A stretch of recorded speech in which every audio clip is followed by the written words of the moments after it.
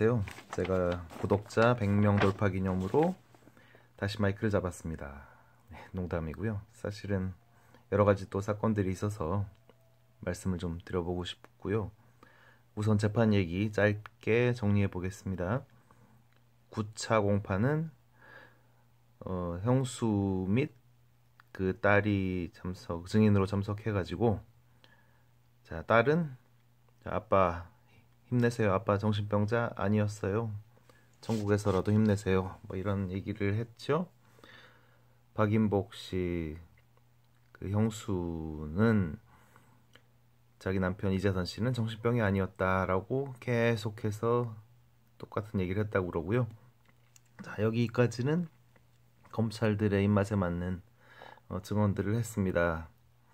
그런데 우리 변호인들께서 유튜브에 떠도는 이제 동영상, 녹취 등을 계속 틀면서 이재선 씨 정신병력을 계속 보여주고, 자, 이게 사실입니까? 이런 일이 있었습니까? 알고 있었습니까? 계속 물었죠.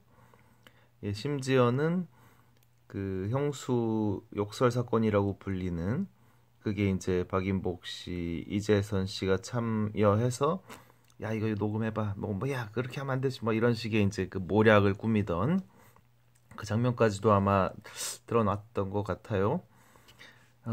여기에서 이제 박인복 씨가 이거 우리가 작업한 게 맞다라는 증언을 해서, 예, 지금 유튜브에 많이 올라와 있죠. 그게 검찰이 이제 똥볼을 찬 내용이 되겠고요. 10차 공판 성남시 정신건강센터장이 나왔습니다. 이분이 아주 중요한데요. 왜 대면 조사 없이 강제 진단 시도했냐라는 검찰 질문에 이제 검찰에서는 그거 저 이재명 시장님이 시켰는데요, 이렇게 답하기를 원했겠죠. 근데 이런 다양한 사례들을 보고를 받았고, 뭐 백화점 폭행 사건 뭐 등등등이 있었죠. 예. 이런 것을 자기는 정신병 발견으로 판단했고, 그렇다면 대면 진단 없이 강제 진단을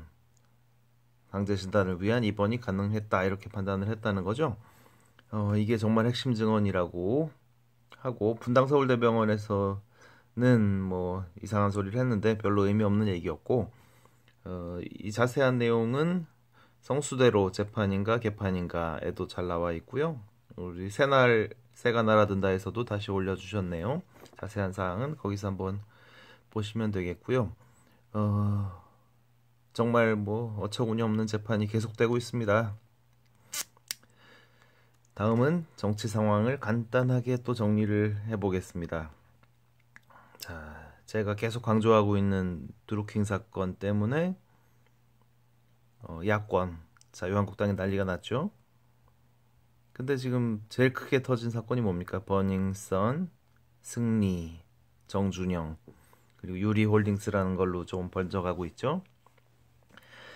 저는 이 건이 드루킹과 관련이 있다라는 소설을 말씀드립니다. 왜냐, 정준영 씨 동영상은 벌써 수개월 전에 아름아름 카톡 등을 통해서 돌고 있었죠. 예, 본 사람들은 봤다고 합니다. 그러면 이미 몇 달 된 사건이에요. 그리고 키워도 너무 키우고 있죠. 예를 들어서 그 김현정 뉴스쇼에 출연한 변호사님 같은 경우, 쇼에 가까울 정도로 조금은 과장하고 있죠. 예, 저는 그렇게 봅니다. 그게 뭐 이 사건이 고소하고 이래서는 안 되는 사건이다, 그런 얘기는 아닙니다. 자, 그 다음에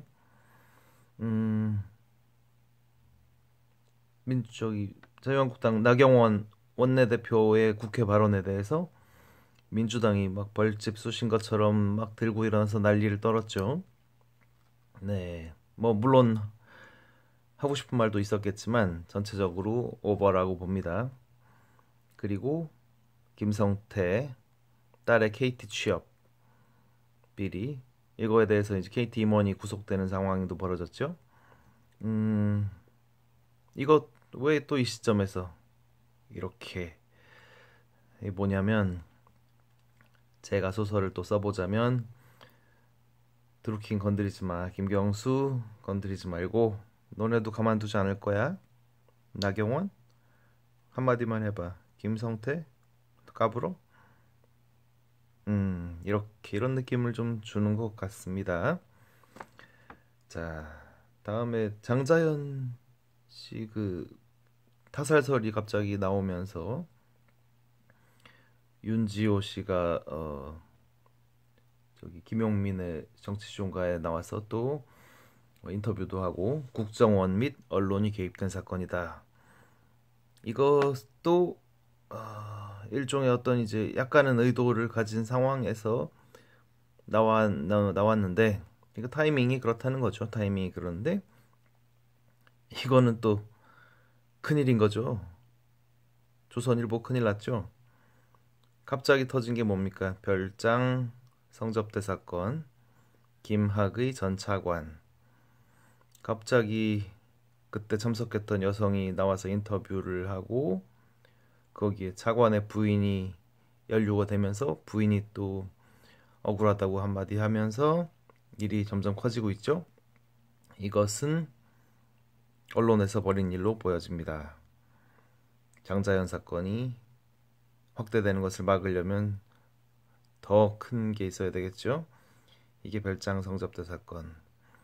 자, 지금 정치판이 너무나 위태위태 불안불안하고 경제는 엉망이고 나라는 그리고 대북 관계도 제대로 되어 가는 게 없고 이런 상태에서 공격을 받으면 체력이 허약한 거죠. 이 허약한 체력을 덮으려면 언론이 필요하다. 언론에서는 계속된 준비된 사건들을 터뜨린다. 예전에 그런 얘기가 있었습니다. 빅 이슈를 덮으려면 최소한 강호동, 신동엽, 유재석 정도의 스캔들이 필요하다. 그래서 심지어는 아주 잘 준비되어 있다. 뭐 무슨 사기 사건이 어쩌고 뭐 준비되어 있다. 이런 얘기까지도 돌 정도로 이것은 근거 없는 얘기라고 하기에는 단순 소설이라고 하기에는 충분히 각본이 있는 시나리오 같다. 참 뭐 너무 짧게 해서 여러분들이 좀 재미가 없으실 수도 있겠으나 정리하는 걸 좋아해서 짧게 말씀드리고요. 나중에 혹시나 기회가 있으면 자세한 말씀 드리는 것도 한번 시도해 보겠습니다. 여러분 감사합니다.